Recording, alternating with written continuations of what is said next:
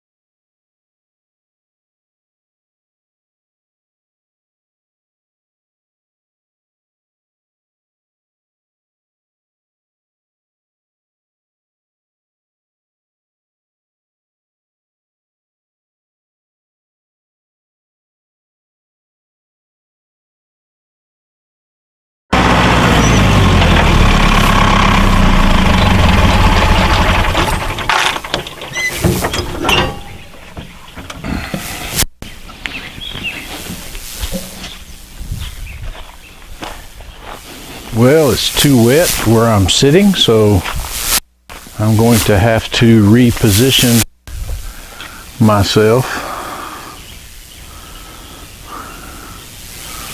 so that I am coming off downhill. The tractor can pick it up, but it weighs 2,500 pounds, so I have to be in a position where the weight of the load works to my advantage. Had it been dry out here, probably would not have been an issue, but it's pretty wet this morning. So I'm going to reposition the load, get it where I can be picking off downhill, and I should be able to get it off no problem. But the pallet they put it on was pretty low grade, I would say, a lot of press wood, but the tractor can handle the weight. Like I said, it's just pretty much about the upper limit. Tractor's good for about 2,500 to 3,000 pounds. I've got the rear tires filled with water on that thing, and just couldn't quite get the traction I needed. So I think once I turn this thing around, we'll be able to do what we need to do. So I'll turn around, get set back up, we'll film some more. We got the load repositioned. The ground is pretty wet. This is a lot of weight on the trailer, about 6,500 pounds, and the ground is just really wet this morning, so it's causing a few issues. Definitely always be mindful of safety as you work with this type of equipment, especially when you're working by yourself. You know, stay clear of all your loads.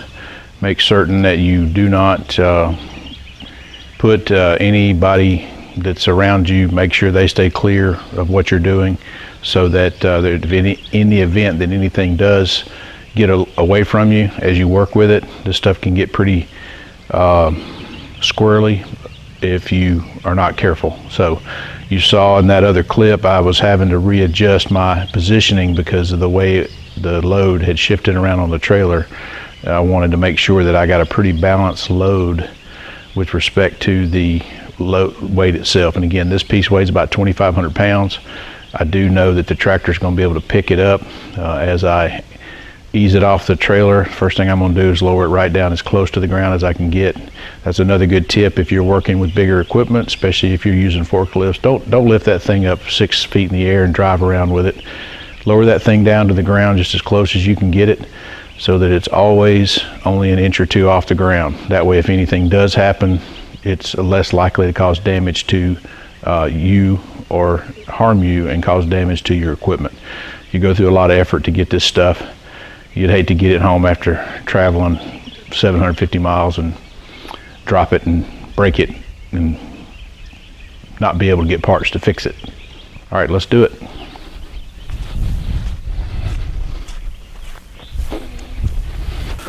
This tractor is a 60 horsepower, 1999 Zetter 4320. It's a great 4-cylinder tractor. Served me well for many years on the farm here, so it's a good machine.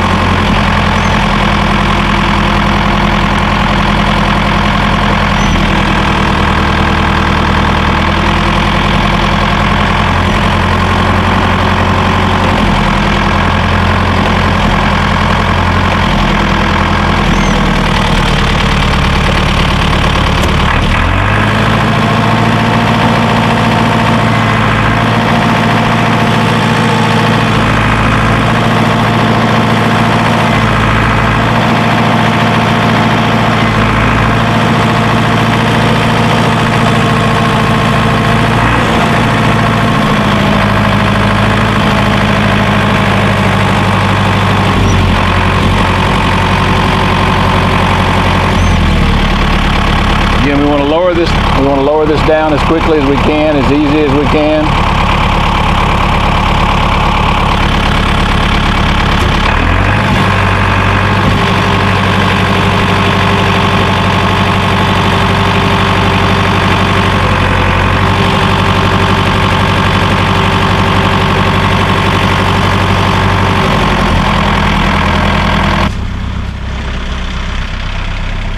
I'm going to have to say that's about the upper end of my tractor's limits. So with the ground wet, everything's still slipping. Even with 1,600 pounds of water in the tires, it's still actually causing the back tires to spin. So I've got to reposition everything, make sure that the camera's out of my way, and got it down on the flat right now. I'll take a shot of that before I shut the camera down. You'll be able to see the tractor tires are pretty squished down. They're ag tires, so they are not my preferred tire for this tractor, but that's what I was able to get that did what I wanted to do. But anyway, we'll take a quick shot of that. Tractor's got it, and I had to get back on the flat because it's wet, but I'm going to be moving, so I want to be able to bring it into my shop all without actually stopping.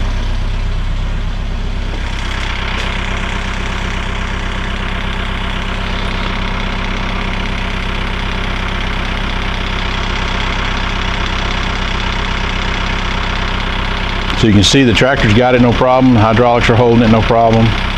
Issue that we're having here is obviously the ground's wet, and because of those agricultural tires on the front, they're actually pushed down pretty good. So anyway, Mo Zetter's a good tractor. I'm going to reposition everything, and the next shot we'll have is be inside the shop. Okay, I got myself repositioned here to show it coming in the shop. Obviously, we're going to have a backlight issue with the brightness outside, but we should be able to get it in here now and set it down. So I'll bring it in, track it in pretty close, because I want to be able to use the tractor and stand it up. I'll do a height review of my shop. This is a pretty tall piece. Probably one of the reasons it was hard to sell for those guys was because it is so tall, but I have plenty of vertical clearance in my shop for a tool like this.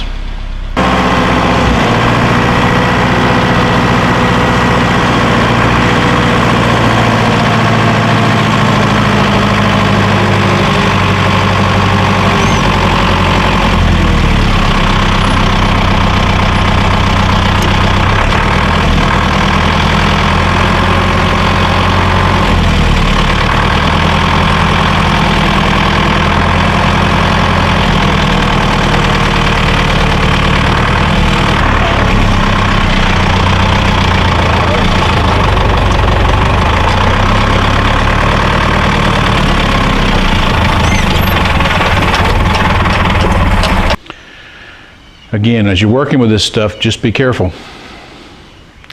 I'm going to fix where the tractor tore the ground up out here in front of my shop, and then I will start assessing what I need to do to start standing this thing up. I think I got enough space here to do what I need to do with the straps.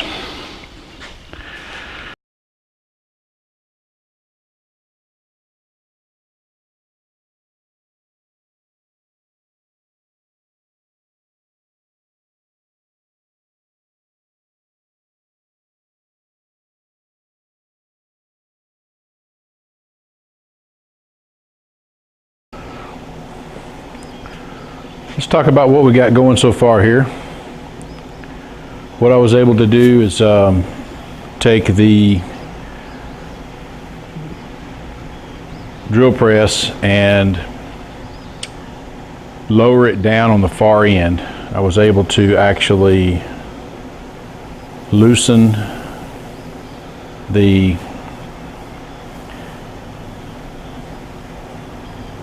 four by fours and get them out. Here comes Pepper, my dog.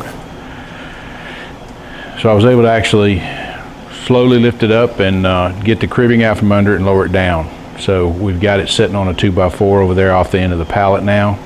What I'm doing is I'm being very careful to move real slow to make sure that I always have the weight when I'm working with this thing, making sure that it's positioned such that it won't shift, because this thing is heavy. So that being said, I'm also being mindful of all of the different wheels and shafts that stick out on this unit. I always want to make sure that everything's cribbed up like it needs to be. So what I'm going to do now is I'm going to work on raising this end up some more to help shift the weight more toward the bottom. I can pick up this end with the strap on the tractor, but I'm wanting to make sure I stay clear of the handle right there. That handle is actually the handle for the gearbox, and I'll get a shot of the gearbox here shortly. It's a very, very well made gearbox, of course, and looking at it from a design as far as a wear goes, this machine has very little in the way of wear. This machine has very little in the way of wear. So I'm very happy with that. I was able to take a look at that. I'll try to get a shot of that here in a minute. I do have the cover for this. I took it off, didn't want to lose it going down the road. I felt that any part that I lost off of this thing would be pretty much render it worthless, because there's probably very little opportunity to find replacement parts. This is a 28-inch drill press. I saw some numbers down at the bottom. We'll get a better assessment of it once we get stood up, but it's a 28-inch Sibley. So let's get a strap on it and see what we can do next. All right, so we're going to lift it up and do a little bit more slow adjusting. So again, slow and easy is the pace that you want to use.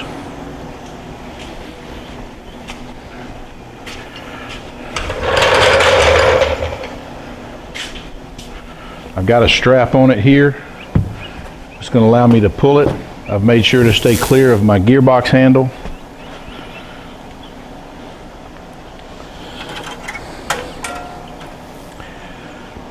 I'll probably take a couple of different steps to do this part. All right, I wanted to show this step where we are. Obviously, this always goes a lot better if you have two people working with you.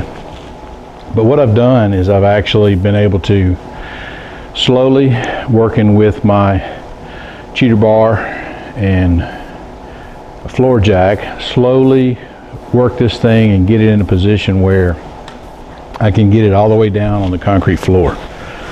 Obviously we haven't stood it up yet. What we have here, obviously we still got a lot of weight in the back here with the motor, and just got to make sure that it doesn't twist. I've locked down the table so that it wouldn't rotate, and then we've got the strap on the top of the unit where it's clear of all of the handles. Now what we've got to do here is make sure, and I may have to reset this, make sure we've got enough room, and I can verify this being careful, is that I've got enough room to swing this thing vertical. What's going to happen is as I lift this unit up, the weight's going to continue to find center. So it's going to try to pull itself up under itself and sit up straight. So I have to be careful not to, I don't want to damage my concrete floor. I obviously don't want to damage the machine. So I have to be very careful. The pallet, I was able to get the pallet out from underneath, and this pallet was not very well built. That's a chipboard. I guess it served its purpose well, but obviously you can tell it had been wet a few times. So on the trip down, it took a beating. So this one's definitely ready for the trash heap. There's my cheater bar. Anybody's going to work with heavy equipment, you guys have to have these things because they're very, very handy to leverage. And that's what I did with the base of this unit. I had it sitting on a 4x4, but was able to take the cheater bar and actually lift it up and get all the cribbing out from under the front of it so it would sit down on the floor. So I still have to be careful back here in the back. I still have some cribbing underneath the motor base here. That cribbing is, if that cribbing's out from under there, then the back of the unit wants to go down and touch the floor. So that tells me that there's a lot of weight on the back of this thing. So I have to be mindful of that as I stand the unit up, because as I tilt it, it's going to come off that cribbing. So I need to try to get it in a position where that's not a problem. So I'll continue working with that and see what I can do to get it in a position where it can be lifted up smoothly without having to move it too much. All right, we'll do some more work and then we'll come back and give you another update. All right, I want to give you guys a look at what I've got going on here now. We've got the strap run underneath. What I'm looking at is as we lift this unit up, we want to be able to not bind the strap. So we always have to be mindful of where the load is and how it's going to be moving. So the configuration is to, as the unit raises up, the strap will come up above and clear the shroud, pulley shroud, and then as the unit raises up, it will be able to stand up straight. This unit is just under 7 feet tall with the head down. So it's got a pretty good vertical height. So, but as you can see, my shop, I have plenty of vertical headroom inside. The shop was designed so that I could get large equipment in here and actually be able to lift it, dump beds and things like that up. So as we lift it up, we'll get it positioned, then we can start relocating everything and moving it around once we get it upright. That ought to be an interesting exercise in itself. But this unit has very, very nice gears. Let me zoom in here and we'll take a little look at the gears.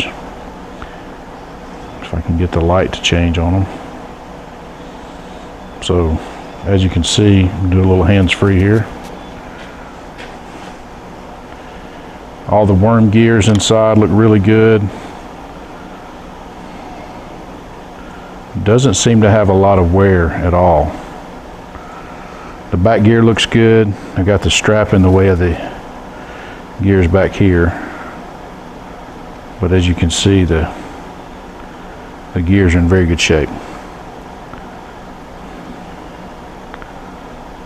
The transfer lock mechanism works really good. I don't think this unit had a lot of use. Sibley was made in South Bend, Indiana. This piece of equipment I've been able to locate a tag. This piece of equipment I've been able to locate a tag that says it was sold out of Chicago, and actually I picked this unit up in Middlebury, Indiana, which is just outside of South Bend. So it's highly likely that this machine never spent more than 100, 200 miles outside of South Bend. So, and it's in good enough shape that you can probably agree that that would be the case. So, got a couple issues on the table, but typical use of people drilling through without having the proper spacing. All right, we're going to continue on with this and see if we can't get her up on her feet, and then we'll take a side-by-side look at it, and you can really kind of get an idea how big it really is.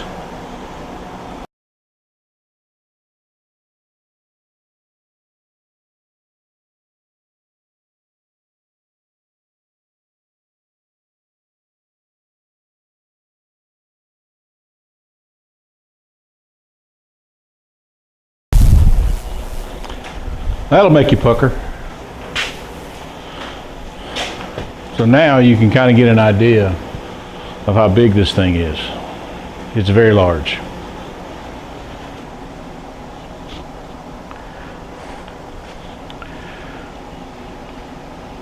All right, so now you can kind of get an idea of how tall this thing is.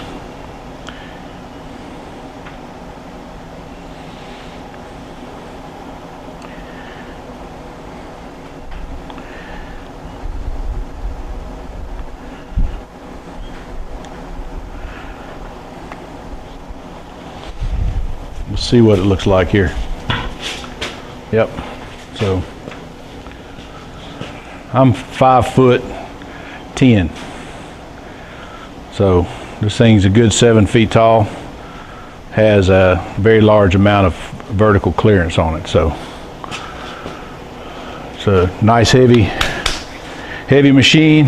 Be tough to move around, but we'll get her in place, and we'll get her fired up and show you guys how it works. I've got to work on my phase converter, so that'll come first. We're going to try to get this thing placed so it's out of the way. So it takes up a pretty good chunk of real estate. We're going to get these guards off so we can see all the pulleys and everything really good. I'll probably put them back on once I determine everything's working like I want it to.